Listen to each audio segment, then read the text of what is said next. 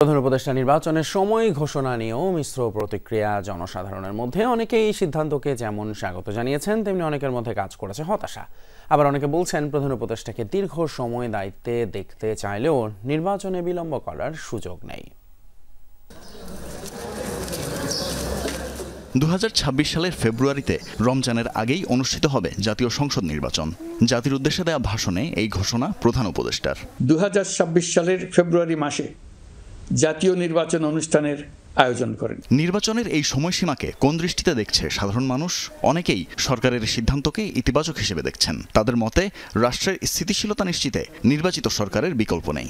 শৃঙ্খলা হইতেছে অনেক কিছু, যাতে নির্বাচন তো সুষ্ঠু যদি নির্বাচন হয় তাহলে আমাদের জন্য ভালো, স্টুডেন্ট আছে, কলেজ সব দিকে অনেক ভালো হয়। দেশের মানুষ যদি তাকে চায় সে সরকার গঠন করবে, দেশ চালাবে। যদি বিএনপি চায় বিএনপি সরকার গঠন করবে, যদি জামাত চায় অথবা এনসিপি তো অনেক ছোট দল, তাদের তো এখানে প্রশ্ন আসে না।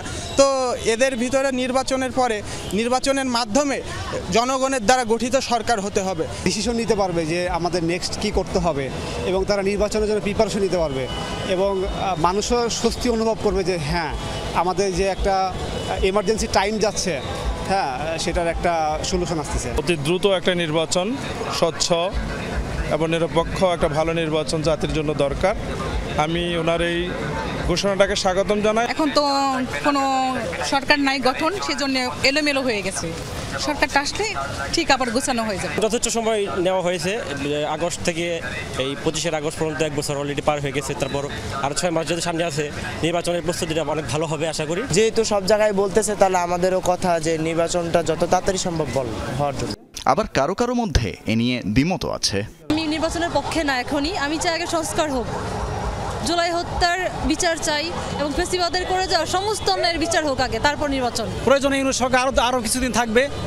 অনেকের প্রত্যাশা ইউনূস সরকার প্রয়োজন 5 বছর থাকবে, কিন্তু আমাদের প্রত্যাশা অনুযায়ী কিন্তু এখনো কিছু দেখতে পাচ্ছি না। এই জন্য আমরা অনেকটা হতাশ। ডক্টর ইউনূসের হাতে বর্তমানে দেশটা খুব ভালো আছে।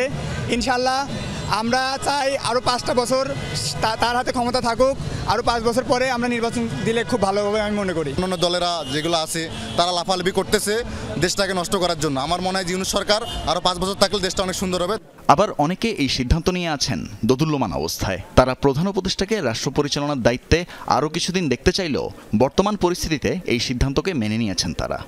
সবাই তো নির্বাচন নিয়ে পারাপারি করতেছে, বিএনপি অন্য দল, সেই হিসাবে ভালো আর অন্য হিসাবে নির্বাচন না হলে আরো অনেক ভালো হয়। প্রধান উপদেষ্টা আসছে, এখন দেশ ঠিকভাবেই চলতেছে, কিন্তু নির্বাচনের জন্য ভেজাল হইতেছে বেশি। বিচার এবং সংস্কার এই সময়ের মধ্যে তারা একটা জায়গায় নিয়ে যেতে পারে, তাহলে এটা ঠিক, না হলে এটা কোনোভাবে ঠিক হয়নি, খুব দ্রুত হয়ে গেছে। যারা নির্বাচন চাচ্ছে তারা হয়তো বা বুঝতেছে যে চাঁদাবাজি যদি আমরা বেশি বাড়াইয়া দেই, সেক্ষেত্রে হয়তো বা ওই সরকার চাপে পরে নির্বাচনে দিয়ে দিবে।